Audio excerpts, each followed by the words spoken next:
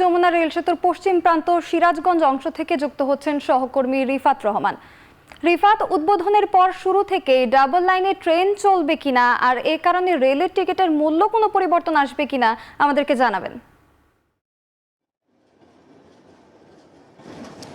সোনালী, এই মাত্র কিন্তু আসলে উদ্বোধনী যে ট্রেনটি রয়েছে সেটি কিন্তু এই সিরাজগঞ্জের যে সয়দাবাদ স্টেশন রয়েছে এই স্টেশন থেকে কিন্তু ঢাকার উদ্দেশ্যে ছেড়ে গেল এবং আমার পাশে দেখছেন যে আসলে ঢাকা থেকে ছেড়ে আসা যে লালমনিরহাটগামী একতা এক্সপ্রেস ট্রেনটি এটি কিন্তু আরেকটি লাইন দিয়ে কিন্তু এই যে সয়দাবাদ যে স্টেশন রয়েছে সেটিতে এসে কিন্তু মাত্র থামলো। আপনি বুঝতে পারছেন যে এই দুটি লাইন দিয়ে কিন্তু এই উদ্বোধনের মধ্য দিয়ে আসলে ট্রেন চলাচল শুরু হয়েছে এবং এই যে রেল সেতু সেটি কিন্তু আসলে পূর্ণাঙ্গভাবেই কিন্তু চালু হয়েছে বলা যায়। পাশাপাশি আরেকটি যেটি বলছিলেন যে আসলে ভাড়া বৃদ্ধির যে বিষয়টি তারা আসলে যেটি জানিয়েছেন যে রেল সেতু কর্তৃপক্ষ যে এই সেতু পারাপারের ক্ষেত্রে কিন্তু ভাড়া কিন্তু বৃদ্ধি পাবে। তার কারণ যে এই যে সেতুর যে টোল রয়েছে সেই টোল অনুসারেই কিন্তু শোভন এসি সহ প্রত্যেকটি সিটের কেবিনের ভাড়াই কিন্তু আসলে বৃদ্ধি পাবে বলে আমাদেরকে জানিয়েছে। তবে সেই ভাড়াটি কিন্তু আগামী কাল থেকে কিন্তু কার্যকর হবে, আজকে সেই ভাড়াটি কার্যকর হবে না।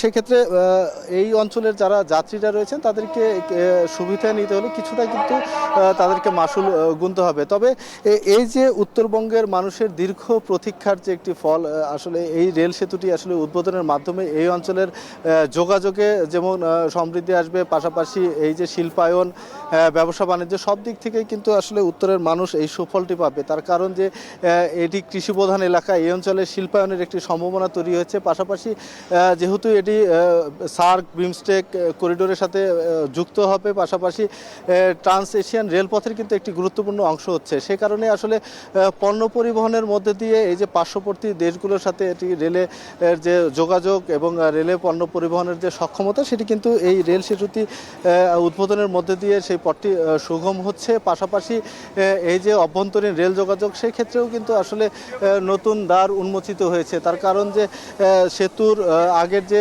যমুনা রেল সেতু ছিল সেই সেতুতে কিন্তু আসলে 20 থেকে 25 কিলোমিটার সর্বোচ্চ গতিতে কিন্তু এই ট্রেনগুলো আসলে পারাপার হতে হতো, যে কারণে সেতুর দুই প্রান্তে আসলে ক্রসিংয়ে পড়ে দীর্ঘ সময় তাদেরকে অপেক্ষা করতে হতো যাত্রীদের। সেই আসলে যে অপেক্ষার অবসান হচ্ছে, সেতুর পূর্ব এবং পশ্চিম পাড়ে যে স্টেশন রয়েছে সেই স্টেশনে কিন্তু আর কোনো ট্রেন দাঁড়াতে হবে না। 100 থেকে 120 কিলোমিটার গতিতেই কিন্তু এই ট্রেন পারাপার হতে পারবে। এতে করে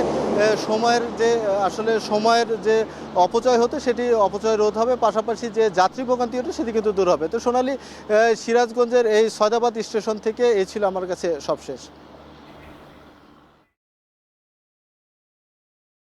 যমুনা রেল সেতুর পশ্চিম প্রান্ত থেকে আমাদের সঙ্গে যুক্ত ছিলেন সহকর্মী রিফাত রহমান।